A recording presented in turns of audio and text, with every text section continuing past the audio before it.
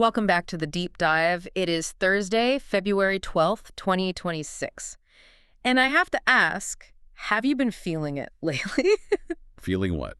Just that weird low-frequency hum of anxiety when you look at the headlines. It feels like the world is in this strange state of flux. Oh, yeah. No, I know exactly what you mean. It's like we are caught between the old way of doing things and some new, slightly terrifying future. It really does. Yeah. It feels like we are walking on a frozen lake, and we aren't quite sure how thick the ice actually is. That is the perfect metaphor. And if you're feeling that way, you are not alone, because today we have the document that essentially maps out exactly where those thin spots on the ice are. The roadmap to the risks. Exactly. We are looking at the DRI Annual Predictions Report 2026. Now, before we even crack this open, we should probably set the stage for everyone listening. Who exactly is the DRI? Because I have to admit, it sounds a bit like a secret government agency. It does, doesn't it? Like something out of a Sky movie. Yeah. But they are actually very public and very vital. DRI stands for the Disaster Recovery Institute International. Okay. And they aren't just a think tank fueled by coffee and abstract theories. These guys are the oldest and largest nonprofit strictly dedicated to helping organizations prepare for and, crucially, recover from disasters. So these are the pros, the real-world, boots-on-the-ground people. Absolutely. We are talking about over 20,000 certified professionals, Wow. and they're in more than 110 countries. So these are the people whose day job is literally worst-case scenario. When the server melts, when the floodwaters rise, when the supply chain just snaps, these are the people you call. Okay, so when they release a predictions report, it's not just for, light reading. It carries some weight. Far from it. This report, it's produced by their Future Vision Committee. Sounds impressive. It is. It's a group of subject matter experts from North America, Europe, Asia, and they come together to look at the year ahead. And I want to be really clear about what this is and what it isn't. Go on. It is not a formal scientific study with double-blind trials and test tubes. It is a set of future vision opinions. It's expert intuition applying to global data. Which I actually find more useful in a way. It's like getting the smartest people in the room to sit down and just tell you, hey, here is where the risks are. Don't walk there. Precisely. It's a guide to the risk landscape. And the reason this matters to you, the listener, whether you are running a company, managing a team, or just trying to figure out where to put your investments, is that these aren't just random guesses. No. These are warnings about specific events that trigger responses. They are looking at the domino effects. The first domino, the second, the third. And that is exactly how we're going to approach this deep dive today. We are going to put on our instructor hats. We're going to walk through this report prediction by prediction in the exact order they presented them. We want to decode the complexity of 2026 for you. Think of us as your guides through the minefield. We're going to take this step by step, nice and slow. Perfect. So let's jump right into Section 1, which covers Prediction 1. The topic here is the U.S. economy, and specifically the consequences of policies adopted way back in 2025. And this is where we have to look past the surface. Because if you just look at the headlines right now, here in February 2026, it looks like we stuck the landing. The famous soft landing, everyone's been talking about it. Inflation seems to be down. The markets are kind of humming along. Everyone's breathing a sigh of relief. Right. But the DRI report explicitly calls this the soft landing myth. The myth, I like that. They are basically throwing a bucket of cold water on the party. They are warning that the U.S. economy is facing some really difficult challenges because the full impact of tariffs hasn't actually hit us yet. Okay, let's unpack that. We've heard about tariffs for a year now, feels like longer. Why hasn't it hit yet? What's the holdup? Well, it comes down to a combination of lag time in the supply chains and, more importantly, legal battles. Right. There is a massive legal drama unfolding right now that could change everything almost overnight. Okay. The report highlights a challenge that's currently heading to the Supreme Court. It's all about the president's use of emergency tariffs. Right. This is the constitutional argument. Can the president just decide to slap a tax on imports without Congress getting a say? Exactly. The administration used emergency powers legislation to enact them, arguing it was for national security. But the courts are weighing in. Now, here is the scenario the report lays out. If the Supreme Court rules in the government's favor and says, yes, these tariffs are legal, then boom. They become permanent. They become permanent and undeniable. And that is when the bill comes due for everyone. The report warns that this will almost certainly drive inflation back up. And when inflation goes up? Consumer spending goes down. People have less money, they buy less stuff. Which leads to a sluggish economy. It's basically stagflation waiting in the wings. Prices go up, but growth slows down. Exactly. It's a pincer movement on your wallet. But it's not just about tariffs. There is another layer to this economic outlook that I found genuinely alarming, and it's what we might call the innovation drain. This part of the report shocked me. I mean, we are talking about budget cuts, but not just trimming the fat or, finding a few efficiencies here and there. These are amputations. They are massive. Mhm. The report details a reduction of the U.S. National Institute of Health's budget, the NIH, by 40%. 40. And it gets worse. The National Science Foundation, the NSF, by 55%. 55%. That is more than half the budget. Just gone. It is devastating for long-term growth. Yeah. You have to remember, the NIH and NSF, they're not just, obscure government agencies. They are the engines that drive industrial and pharmaceutical growth in this country. Right. So when you cut that funding, you aren't just saving money today. You are killing the products and the cures of tomorrow. You are eating your seed corn. That's a great analogy. If you eat the seeds, you don't have a harvest next year or the year after that. Exactly. And the private sector, big pharma, big tech, they rely on the basic fundamental research that comes out of these government-funded labs. Yeah. If you cut the root, the branch eventually dies. It might take a few years, but it will happen.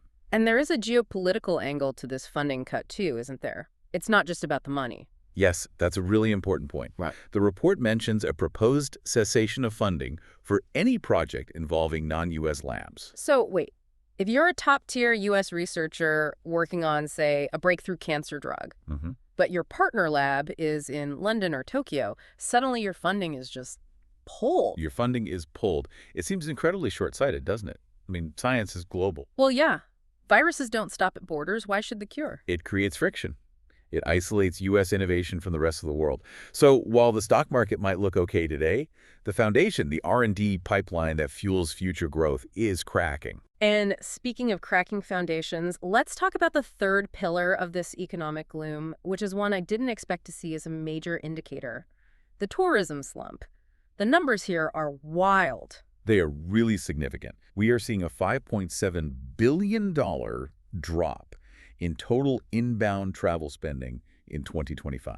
5.7 billion. That is money that isn't flowing into American hotels, restaurants, rental cars, shops. All of it. And you have to ask, where is this drop coming from? Who stopped visiting? Well, the report points a finger directly north. Our neighbors.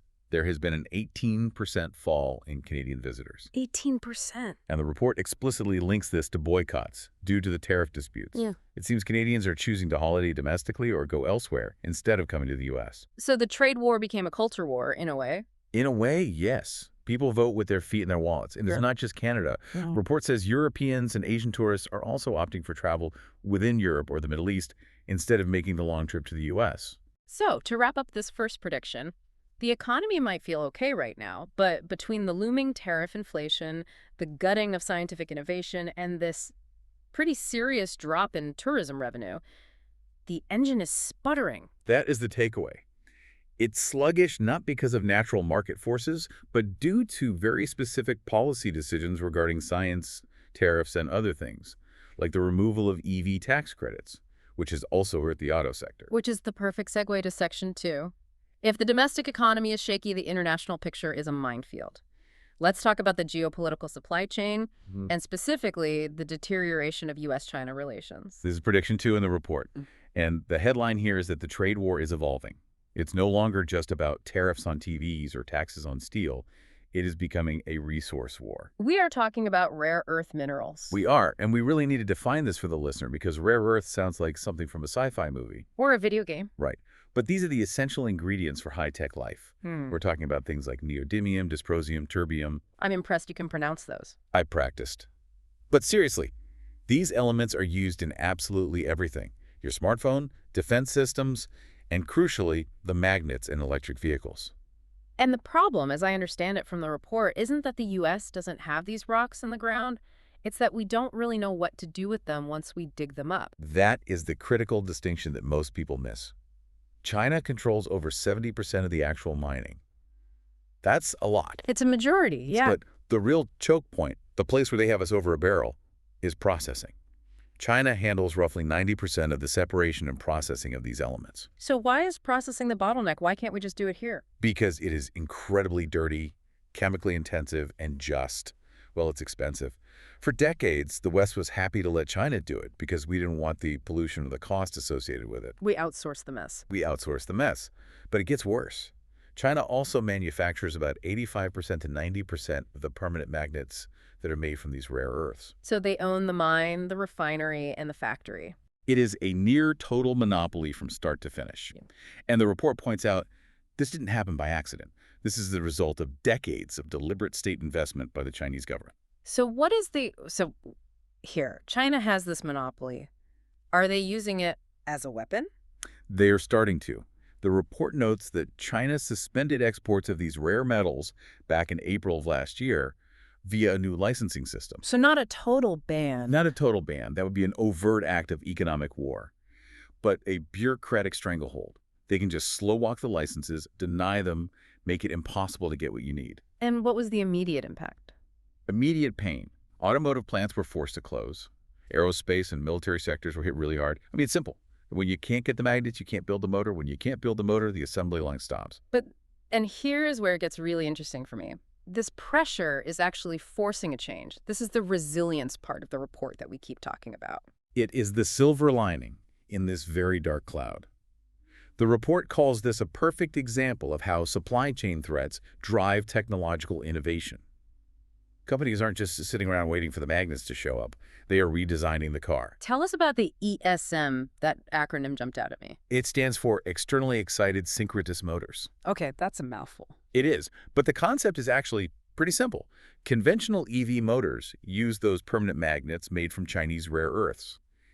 ESM motors, on the other hand, use copper wires to create the magnetic field using electricity. So old school copper instead of exotic minerals. In a new high-tech application, the report says General Motors and BMW are leading the way on this. They're pivoting their technology to literally bypass the geopolitical roadblock. So they're engineering their way out of a trade dispute. Exactly. Meanwhile, other companies like Mercedes-Benz are just stockpiling magnets trying to build up a buffer. But the trend is clear. If you can't trust the supply chain, you change the product itself. That is fascinating. It's like, okay, you won't sell us the yeast. Fine, we'll invent a bread that rises without it. That's a great analogy. It's forced evolution happening in real time. And it shows that while geopolitics can slow things down, engineering often finds a way around the problem. All right, that's a huge topic. Let's move on to Section 3. We are shifting gears now and entering the digital battlefield. Prediction 3 covers the cyber landscape. And the shift here is substantial. For a long time, cybersecurity was seen as an IT problem. Call the help desk, my computer has a virus. Right. Did you try turning it off and on again? That was the extent of it for most people. Exactly. But now the report says cybersecurity has moved firmly out of the server room and into the boardroom. It's now a strategic business risk. And a big part of that is because the costs are becoming astronomical. They are. Let's look at the regulatory side first. They cite GDPR fines, that's the European privacy law. Right. Those fines exceeded $6.2 billion as of January 2025. That is money coming straight out of profit margins. That gets a CEO's attention. But it's not just the fines, it's the disruption. The report mentions a specific incident with Jaguar Land Rover that really it blew my mind. Yes, this is such a stark example of what happens when a company's too big to hack. Jaguar Land Rover suffered a cyber incident that paused production. Okay, that's bad for them. It is, but the impact was so severe, so widespread, that it was blamed as a major contributor to the contraction of the entire UK economy in September 2025. Wait, let's just pause there for a second. One company's computer problem shrank a G7 nation's economy for a month. That is how interconnected and massive these global entities are. It shows that cyber risk is now economic risk on a national scale. If you are a specific size, your downtime isn't just your problem, it's the country's problem. Now, you can't talk about cyber in 2026 without talking about AI. The report gets into this, right? Is AI the villain or the hero here? It's both. It's absolutely both. The report describes it as a double-edged sword. On the offense, the attackers are using AI for incredibly sophisticated phishing and deepfakes. Give us a practical example. What does that look like? Okay, so imagine you're in accounting. You get a video call. It's from your CEO. It looks like them. It sounds like them. Yeah. It has their mannerisms. Maybe they even reference a conversation you had last week. Mm-hmm. And they tell you, hey, We have a top secret acquisition happening. I need you to wire funds to this account immediately. Don't tell anyone. And you do it. But it wasn't the CEO. It was a deep fake generated in real time by an AI. That is the reality now. That is genuinely terrifying. How do you even defend against that? Well, you fight fire with fire. On the defense, AI is a game changer. The report notes that companies using AI-powered defense tools cut their breach detection time significantly. So they find the bad guys faster. Much faster. They estimate it saves around $1.9 million globally per incident just by using AI tools to catch the intrusion before it does major damage. So it's an AI arms race? My AI versus your AI. Pretty much. And the report notes that in 2025, only about 16% of breaches involved AI, but that number's going up. it's rising fast. Yeah. Very fast. And who are the bad guys in this scenario? Who are the actors? Well, you have the usual state actors. North Korea, China, Russia, Iran. They're always in the mix. But there's a new term the report uses that I think is really important. Cyber mercenaries. That sounds like a movie title. I'd watch that movie. It does, but it's a real thing. These are private firms, often staffed by former intelligence operatives who are hired by states to do the dirty work. It blurs accountability. Oh, so? Well, if Russia, for instance, hires a private group to hack a power grid, they can throw up their hands and say, it wasn't our military. We don't know who those guys are. So it's plausible deniability for sale. Exactly. It makes diplomatic retaliation and sanctions very, very difficult because the attribution is always murky. The battlefield is getting foggier. Okay, let's move to Section 4, which feels a little more personal for a lot of our listeners. Prediction 4, the workforce transformation. This is all about the rapid increase in AI adoption. And the report calls 2026 the transition year. That's code for the painful year, isn't it? Unfortunately, yes. That's a good way to put it. The prediction is that we are in this messy, awkward middle ground. The old jobs are being lost to automation, but the new jobs that AI is supposed to create haven't been fully created yet. There is this myth we tell ourselves, right? Automation creates more jobs than it destroys. We said that about the loom, the printing press, the personal computer. And the report says, long-term, that is likely true. AI will probably create new industries and new roles we can't even imagine. But short-term, it's a displacement event, a big one. Let's look at the numbers. They cite a specific survey from the UK's CIPD. Yes, the Chartered Institute of Personnel and Development. They're a very reputable source. They found that 1 in 6 UK companies expect to reduce their headcount because of AI in the next 12 months. 1 in 6. That is a significant chunk of the economy. It is. And the really interesting part is who's getting hit. I think most people still assume it's blue-collar work, robots in factories. But the report says otherwise. It's white-collar work. It's clerical staff, junior management, and other professional staff. Junior management? That one really stuck out to me. Why them? Well, think about what a junior manager does on a day-to-day basis. They organize spreadsheets, they manage schedules, they oversee basic workflows, they collate reports from their team members and pass them up the chain. And AI is incredibly good at all of that. It can do it instantly with no errors and for basically free once the system is in place. But here is the instructor insight we need to highlight from this. If you wipe out the entire layer of junior management, where do the senior managers come from in 10 years? Oh, that's a good question. Right. You are cutting off the bottom rungs of the corporate ladder. You are destroying the training pipeline. The resilience challenge for companies isn't just about buying the right software. It's figuring out how to retrain those workers who have valuable institutional knowledge. Teach them how to manage the AIs, rather than just firing them and losing all that experience. So the message to the listener is, don't just be the person who does the task. Be the person who knows why the task is done so you can tell the AI how to do it better. Exactly. Your institutional knowledge is your life raft in this transition. You need to be the editor, not the writer. The strategist, not the spreadsheet filler. Okay, let's zoom out again from the office to the wider world. Section 5, global unrest. Prediction 5 covers the Middle East and the civil unrest that stems from it. The report is quite blunt here. It's not optimistic. It predicts no fundamental progress on the Israel-Palestine conflict. And they use a very specific, very chilling word to describe the situation. Interlude. Yes. They suggest that even if a ceasefire or an end to the Gaza war is announced in 2026, the experts on their committee view it only as a pause, an interlude between conflicts, not a resolution. That is incredibly grim. But the report focuses on the ripple effect. This isn't just contained to that region anymore. No, not at all. It creates deep ideological divisions globally.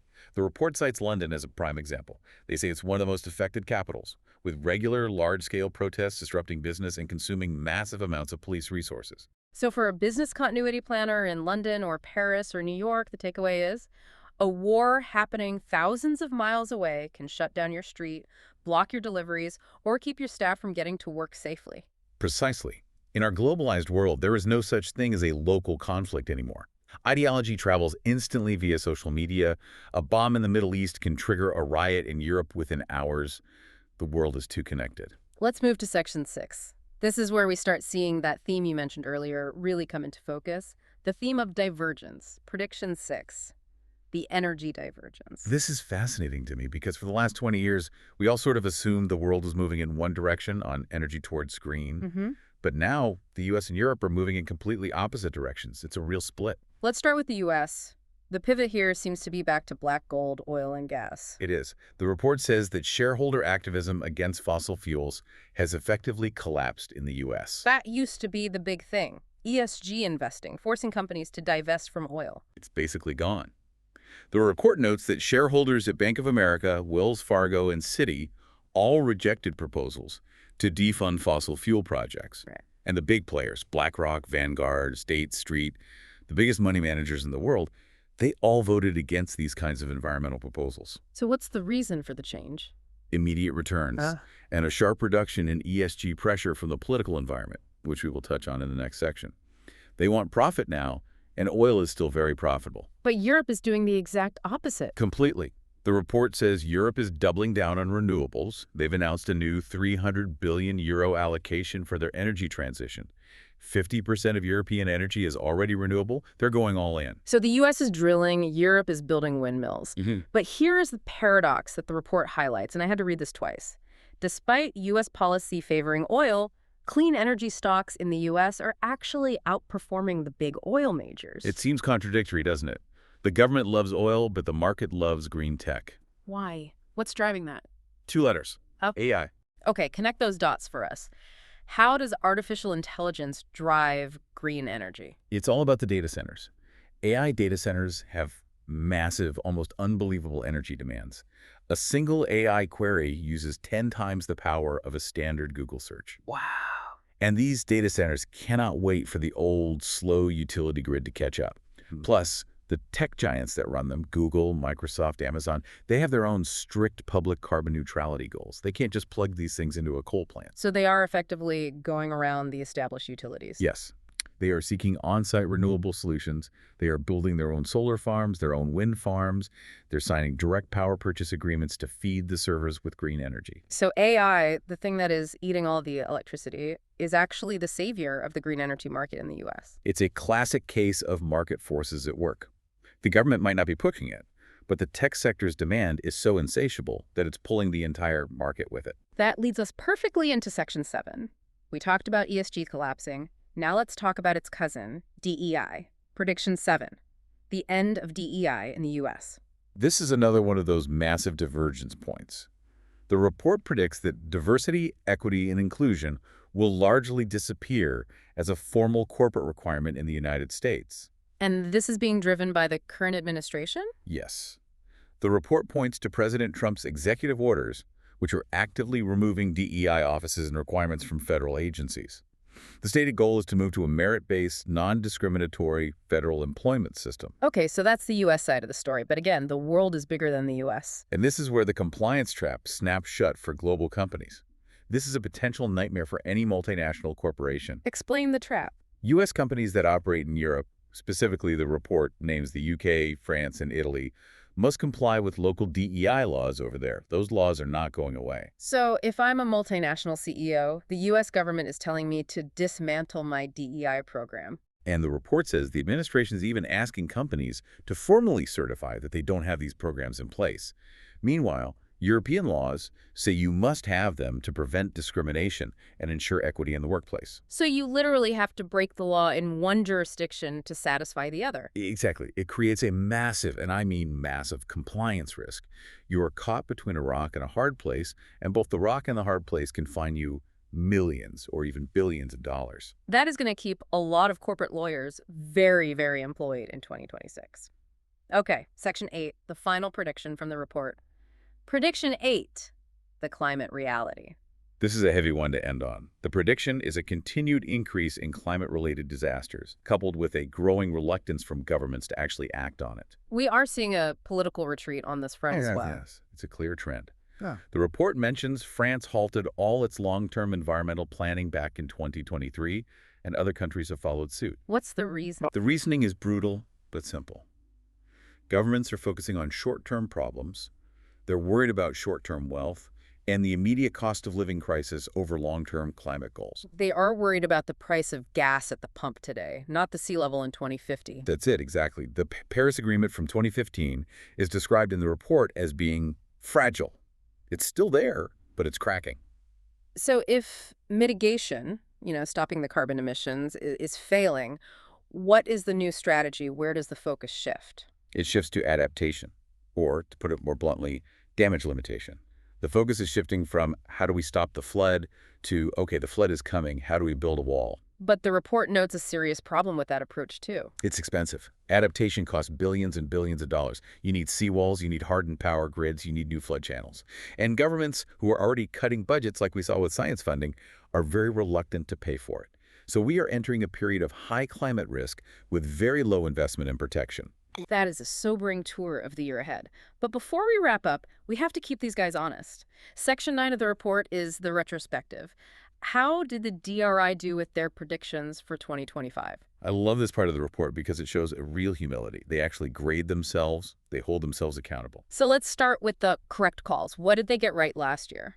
They nailed flooding. They predicted extensive flooding, and they call this one demonstrably true.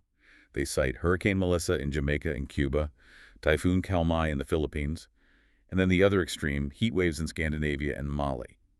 They got the weather extremes right on the money. What else? They also got the cyber prediction right, didn't they? Yes, specifically state-sponsored attacks. That was validated by Skew Magazine stats, 7.5 million incidents recorded, and attacks in Europe were up 28%.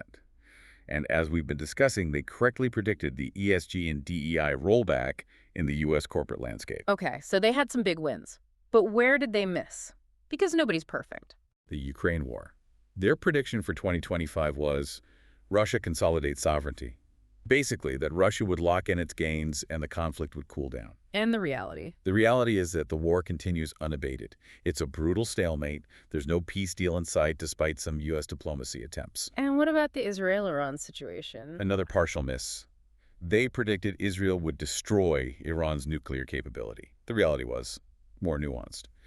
The U.S. and Israel did bomb some facilities in June of 2025, but intelligence says it only delayed the program by about 6 months. It was a hindrance, not a destruction. And finally, the big political swing prediction. This is the most interesting miss, I think. They predicted a major right-wing swing in Western electorates, driven largely by concerns over migration. And while Trump did win in the U.S., which fits that prediction, Canada and Australia swung left. They completely defied the polls and retained their center-left parties.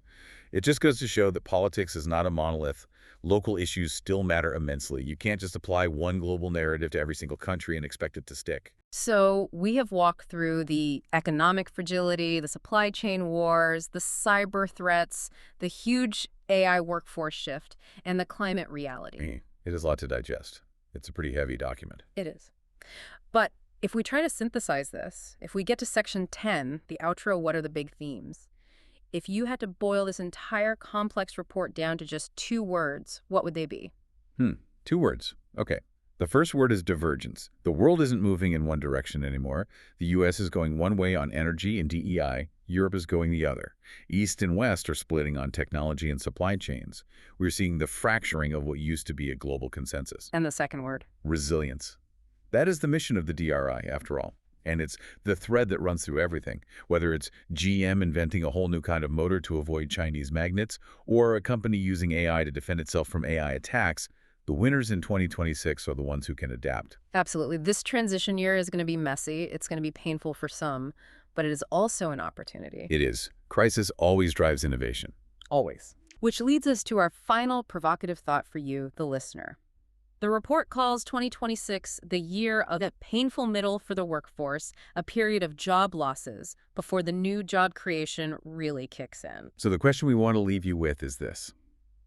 If 2026 is the year the ground shifts beneath your feet, what personal resilience strategy are you putting in place? Hmm. Are you relying on that institutional knowledge we talked about? Are you learning the new tools that threaten to replace you? How do you ensure that you end up on the creation side of that equation when all the dust finally settles? That is the question to sleep on tonight. We really encourage you to grab the report yourself, verify the data, look at the charts. It's heavy reading, but it's absolutely worth your time. Knowledge is the only real insurance policy you can have. Thanks for diving in with us. We'll see you next time.